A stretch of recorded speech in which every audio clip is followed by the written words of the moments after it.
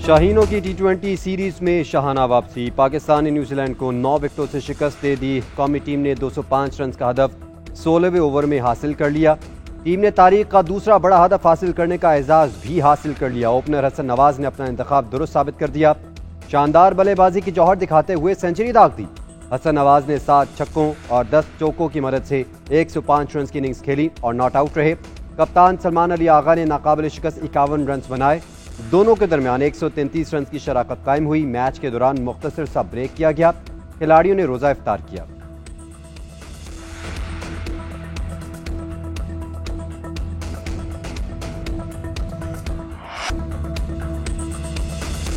Series के अहम match में बॉलर्स का शानदार कमबैक। न्यूजीलैंड को इनिंग्स के आखिरी 5 ओवर्स में बड़ा स्कोर ना करने दिया, जो टर्निंग पॉइंट बना। मेजबान टीम सिर्फ 40 रन बना सकी और 5 विकेटें गिर गईं। बैटिंग में ओपनर्स ने खूब रंग जमाया। हारिस और हसन नवाज ने पावर प्ले में ही 74 रन का आगाज फराहम करके जीत की बुनियाद रखी। हसन नवाज कीवी बॉलर्स की दुर्गत बनाई। सिर्फ 44 गेंदों पर पाकिस्तान की जानिब से तेज तरीन सेंचुरी बना डाली। टी20 फॉर्मेट ट्रिपल फिगर अबूर करने वाले चौथे पाकिस्तानी खिलाड़ी का एजाज भी सर सजाया। कप्तान सलमान अली आगा भी भरपूर परफॉर्म में नजर आए। निस सेंचुरी मुकम्मल की।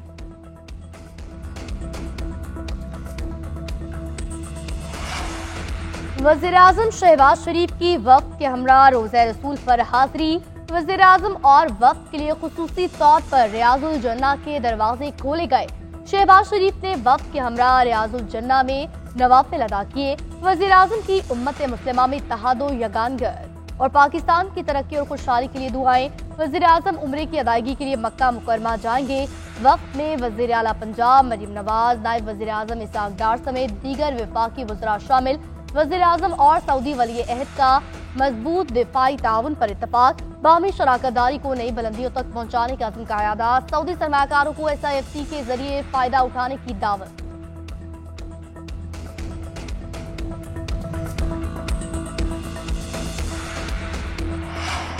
सेनेटर ओन अब्बास की ज़ेर सदारत कायमा कमेटी वजारत सनत व पैदावार का इजलास। मुआविन खुसूसी हारून अख्तर और सेक्रेटरी की अदम शिरकत पर कमेटी बरहम। कायमा कमेटी ने आइंदा इजलास में मुसाफकती कमीशन को तलब कर लिया। चेयरमैन कमेटी ने कहा कि इस वक्त मुल्क में 44% शुगर मिल सियासी खानदानों की है। हुकूमत ने इस साल 7 लाख टन चीनी एक्सपोर्ट की इजाजत दी। जब चीनी मुल्क में सरप्लस थी तो ही बरामद की इजाजत दी गई होगी। फिर बताया जाए मुल्क में चीनी की कीमतें क्यों बढ़ी।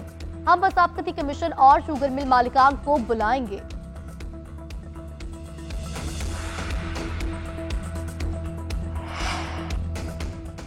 पाकिस्तान को माहौलियाती तब्दीली जैसे खतरात का सामना है। ग्लेशियर्स तेजी से पिघल रहे हैं। वज़ीर ख़ज़ाना मोहम्मद औरंगज़ेब ने कहा है IMF से भी क्लाइमेट फंडिंग पर बातचीत मुस्बत रही। मौसमियाती तब्दीली की फंडिंग के लिए जल्द ग्रीन स्कूप जारी करेंगे। सैलाब नुकसानात के बहाली के मंसूबों के लिए $10 अरब इमदाद का वादा किया गया। हम काबिल अमल मंसूबे तैयार न करने के बायस इमदाद इस्तेमाल नहीं कर सके। क्लाइमेट फाइनेंसिंग के लिए हम काबिल अमल मंसूबों को लाना होगा। मौसमियाती तब्दीली के मसले को हल न किया तो मईशत को नुकसान होगा।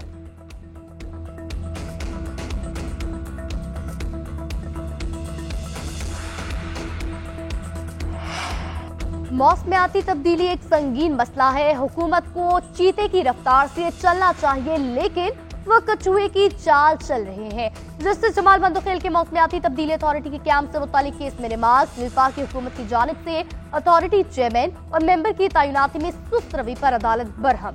जस्टिस जमाल बंदोखेल ने रिमार्क्स दिए, पहले 2 मरतबा इश्तेहार देने का फायदा क्यों नहीं हुआ।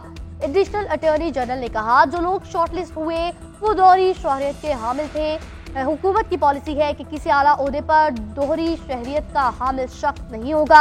जस्टिस जमाल खान बंदोखेल ने रिमार्क्स दिए, जिस आला मेयार का बंदा आप ढूंढ रहे हैं उसके लिए कुछ तो कॉम्प्रोमाइज करना पड़ेगा। साल 2017 में कानून बना, अब तक ना चेयरमैन मुकर्रर हुआ ना रूल्स बन सके। समाअत 1 माह के लिए मुलतवी।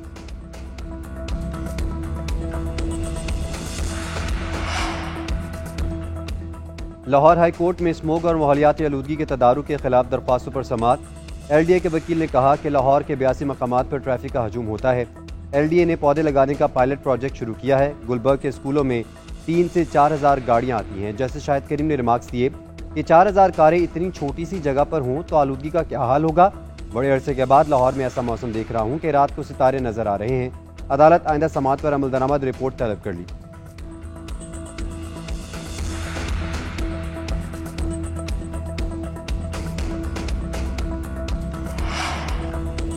सोशल मीडिया पर मनफी प्रोपेगेंडा करने का इल्जाम। जीआईटी ने पीटीआई के 17 रहनुमाओं को आज दोबारा तलब कर लिया। अलीमा खान, फिरदौस शमीम नकवी, मियां असलम इकबाल, हमाद अजहर और अब्बास समेत दीगर को नोटिस जारी।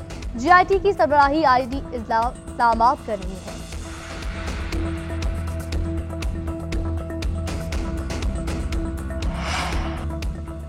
सुप्रीम कोर्ट में बानी पीटीआई के खिलाफ तौहीन अदालत की दरख्वास्त पर समाअत। अदालत ने additional attorney general Aamir Rahman के पेश होने पर सवाल उठा दिया। जस्टिस जमाल मंदखिल ने रिमार्क्स दिए, अगर तौहीन अदालत की कार्रवाई शुरू हो तो अटॉर्नी जनरल ऑफिस प्रोसिक्यूटर होता है। एडिशनल अटॉर्नी जनरल ने कहा, इस मुकदमे के वकील सलमान असलम बट आज दस्तयाब नहीं। जस्टिस जमाल मंदखिल ने रिमार्क्स दिए, तौहीन अदालत के केस में दरख्वास्त गुजार का काम सिर्फ मालूमात देना होता है। मालूमात अदालत तक पहुँच गई हैं, अब हुकूमत का काम खत्म हो गया। जस्टिस उमरुद्दीन खान की सरबराही में 5 रुकनी बेंच ने समाअत की।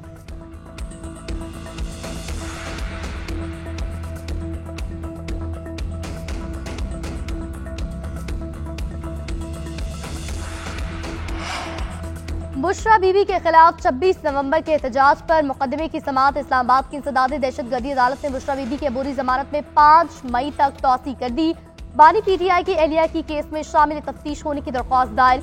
अदालत ने रिमार्क दिए, तफ्तीशी अफसर को आज डायरेक्शन दूंगा कि वो शामिल तफ्तीश करें। बुशरा बीबी के खिलाफ थाना को हिसार में दहशतगर्दी की दफात के तहत मुकदमा दर्ज है।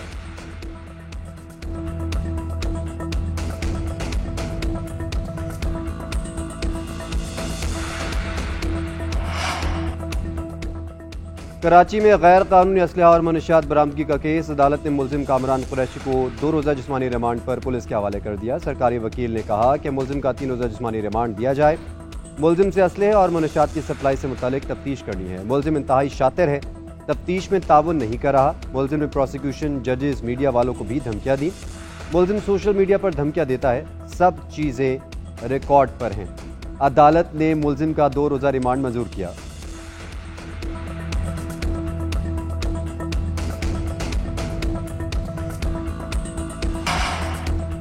गैर मुल्की सरमाकारी में इजाफे के लिए कोशां है। फोरम पाकिस्तान में सरमाकारी के मौके उजागर करने में मुआवन होगा। वफाकी वज़ीर IT शुजा फातिमा की गैर मुल्की सिफारतकारों को डिजिटल FDE फोरम के इनेकाद पर ब्रीफिंग। कहा, डिजिटल फोरम का इनेकाद 29 और 30 अप्रैल को किया जाएगा। डिजिटल फोरम पाकिस्तान में सरमाकारी के मौके उजागर करने में मुआवन होगा। IT के शोबे में भी सरमाकारी के मौके मौजूद है।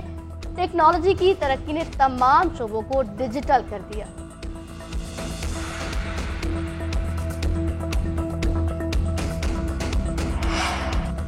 इक़्तिसादी अमूर डिवीजन ने गैर मुल्की इमदाद और कर्जों पर रिपोर्ट जारी कर दी। रिपोर्ट के मुताबिक जुलाई से फरवरी तक 4.9 अरब डॉलर बैरून मुल्क से मौसूल हुए।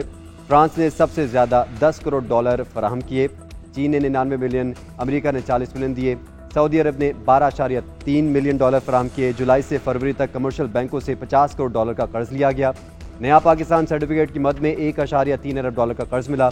एशियाई तरक्याती बैंक ने 1.09 अरब डॉलर और आलमी बैंक ने 89 करोड़ डॉलर का कर्जा फराहम किया।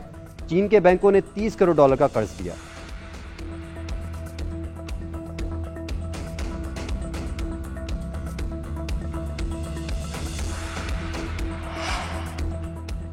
पाकिस्तान सैटेलाइट इंटरनेट की दुनिया में कदम रखने के लिए तैयार। पाकिस्तान स्पेस रेगुलेटरी बोर्ड ने स्टारलिंक को NOC जारी कर दिया। स्टारलिंक ने स्पेस रेगुलेटरी बोर्ड के तमाम तकाजे पूरे कर लिए। वजारत दाखिला के क्लियरेंस के बाद NOC जारी किया गया। जरा के मुताबिक PTA आइंदा 2 हफ्तों में स्टारलिंक को लाइसेंस जारी करेगा। PTA की जानिब से लाइसेंस के इजरा के बाद कंपनी सर्विसेज का आगाज कर सकेगी।